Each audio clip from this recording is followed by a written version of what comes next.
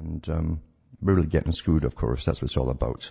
But this global order is supposed to all eventually go into the same system of value-added tax. Now, in value-added tax, technically it was supposed to be about luxury goods. But they're not even bothering with that in Canada. They let all that ride. And because Canadians are even more laid back than Britain, believe it or not. And in Britain, they started off on things you didn't really need, like binoculars and so on like that. And then it went across the board onto everything, as it always does, because we're played with like children from the guys at the top. And unfortunately, we're dumbed down and pretty stupid. And most folk are like children. They don't even ask the questions why or anything else anymore. They just accept it coming down from the great king on high, and they obey. Never mind the fact that all taxes are supposed to go back towards the people. That's the function of them. And very little really does at all. Even when you got a welfare state like Britain, a small amount goes back to the people, and most of it goes into pockets. Some more corporate welfare out there than anything else, bailing out the big boys whenever they want a handout. Happens all the time. And of course for ongoing wars for the global government. And that's priority right now. They love wars, at the top, the big international bankers, because countries have to go and ask for the cash to replace these $1 million, $2 million, $3 million and upwards missiles that keep popping off every day. Back with more after this break.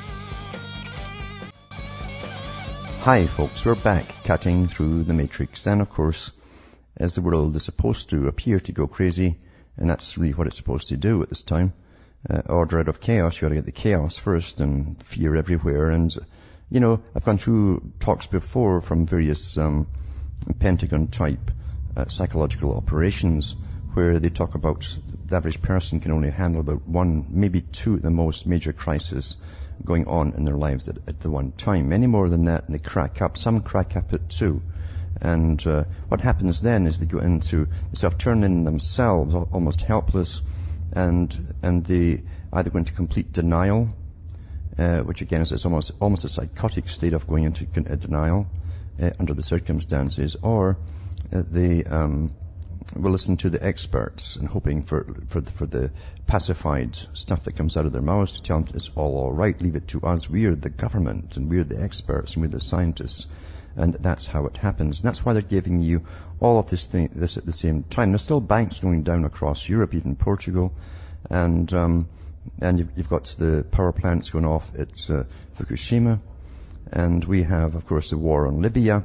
And they've already stirred up the one in Syria. Now, these are all the countries, again, that were on the list, remember, of the New American Century group with Wolfowitz, and that George Bush Jr. and Rumsfeld and all these guys belong to. And so you're simply watching, as they said at the time, the countries they wanted to take out. And we've also had articles in the past on this program. I hate to use the word even program. It sounds like I'm brainwashing you. This educational show, or educational talk, Alan, right, that's it. Anyway, about the Rothschilds, who have talked about the carbon taxes. They wanted all to go from the world through their family bank in Switzerland. And their spokesman actually came out and talked also about what he'd like to see about the Middle East, where they bring a big conglomerate together, just like a united Europe of all the Arab countries, and set in their fake democracy, of course, which of course will all be paid off CFR members under the Arabic form of CFR, because they have them in all countries, by the way. And then everything will go smoothly as people are conned there under a guise of rights, freedoms, and something called democracy. And that's where they're going with all of this. We're going through, and I keep repeating this, an agenda, a long-term business plan. And that's how big corporations do it, the long-term business plan.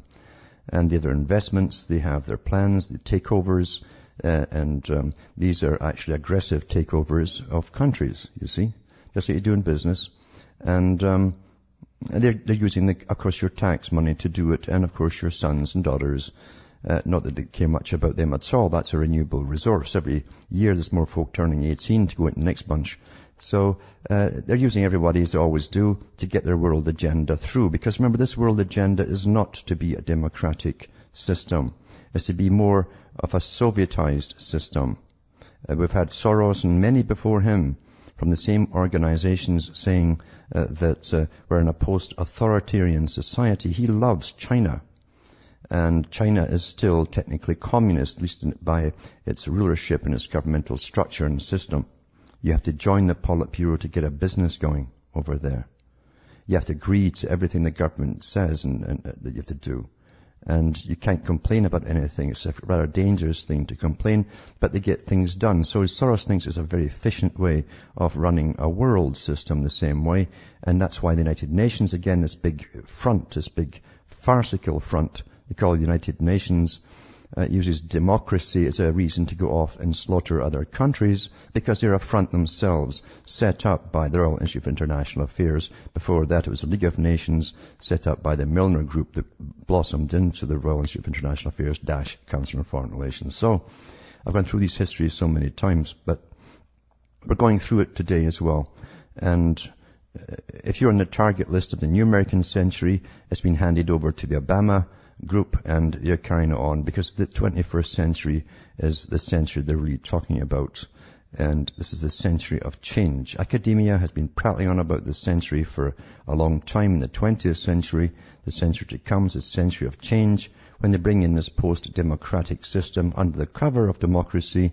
And they call it revolutionary democracy, by the way. If you want to accept democracy, we simply invade you to keep the peace, just like the Romans went in to slaughter and kill and plunder and take over and force taxation on people under the guise of bringing in civilization. It doesn't matter the rubbish they give you for the reasons of offense is offense.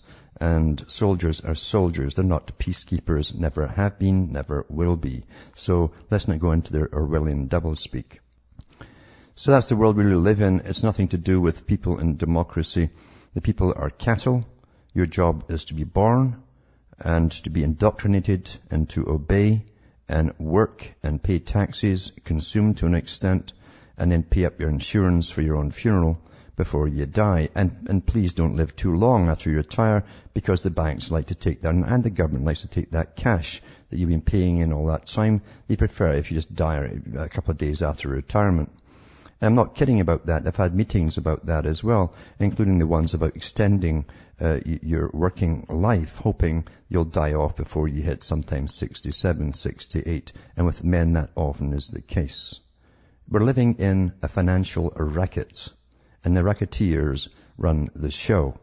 And these guys have got honorable titles, the great honorable so-and-so or Sir so-and-so, all these big bankers that have run the wars over the whole 20th century, who've plundered the planet using, again, warfare and grabbing resources for themselves, which was one of the initial things that the group that worked with the Milner Group, which was the Cecil Rhodes Group, which they decided to do, was to take over the world's resources, that it would not be left in the hands of the people anywhere across the planet, and they'd get it, and they would be the caretakers, the guardians of the world, as Plato said. And it's their job, being the most, obviously, best equipped to deal with these financial types of situations and realities, not the people at all. They also funded the Soviet system and plundered that pretty well, because I don't know if you ever read the articles at the time, how many Russians, Russians, ran out that country with millions, not in rubles, but in dollars. American dollars, when the wall went down and came over to the West. During all that Soviet era, masses of money were made. And they did allow private banking, as long as somehow you managed to get through with a good lawyer, of course, that you didn't make your profits off of labor, you see. And there's many ways lawyers can run around that, which they did.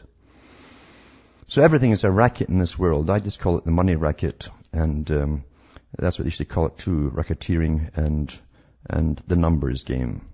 That's what it's all about. And our job, as I say, is to pay taxes and pay and pay and pay. And now you're going into austerity. You're supposed to pay all your disposable income.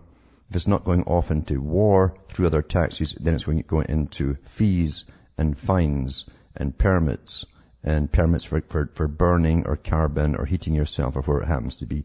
So you will have no disposable income left. That is the world. That is the world that they sit and talk about when they go to Copenhagen. Of course, those characters who go to Copenhagen don't see themselves sitting, burning little bits of paper in the middle of a kitchen trying to keep warm, as they expect you all to do if you're stupid enough to go along with it. And I mean stupid enough to go along with it. You know, I used to talk about great King Solomon, and the Masons love to put him up there in that big throne, you see, and all these steps. You know, you've got to count the steps, they all mean something. And the slave comes in to see Solomon, and Solomon says, come here, and he crawls up those stairs there with his, never looks Solomon in the eye, of course, keeps his head down, and grabs Solomon's feet to kiss them, and Solomon kicks him down the stairs, you see. And doesn't stop the slave, he comes up again when he's told, and he tries it 3 or 4 times, same thing, until Solomon's disgusted with the slave. And you understand that's the mentality those at the top have about the general public. If you take it and take it and take it, they become disgusted with you. You're less than human. You're an animal. That's how it works. You become an animal. There's a little bits of dialogue in the movie called V for Vendetta, where the scientist who was responsible for using prisoners to test this new drug on, this injection, talks about it later on, of course, when it's her time to get disposed of. And she says the same thing about them. They came in and were so abject, they didn't speak up for themselves. They looked at the floor until she was disgusted with them. These lab rats, these human lab rats, she was disgusted with them. And that's when the sadism comes out in people and become terribly, not just aggressive with the people, but arrogant, incredibly arrogant with the people that they despise. And that's how they talk about all of you. It's their common daily talk and speech, how much they're disgusted with you all. And there's only one way it can change, isn't there? And anyone who just goes along with the crowd to get along with the crowd, or even go along to get through life, really, they don't deserve freedom or anything else. And it's true enough what the Founding Fathers said many times about that very topic. You don't deserve it if you're not willing to stand up for it. Right, I mentioned the arrogance and the contempt that the leaders have for you. That spreads all the way down to the cop on the street, you understand? They take all their cues from those above them. And you're allowing it all to happen by gazing at that darn television and watching your sports and your comedies and your porn and all the rest of it. You make me ashamed sometimes to belong to this thing called the human race. Back with more after this break.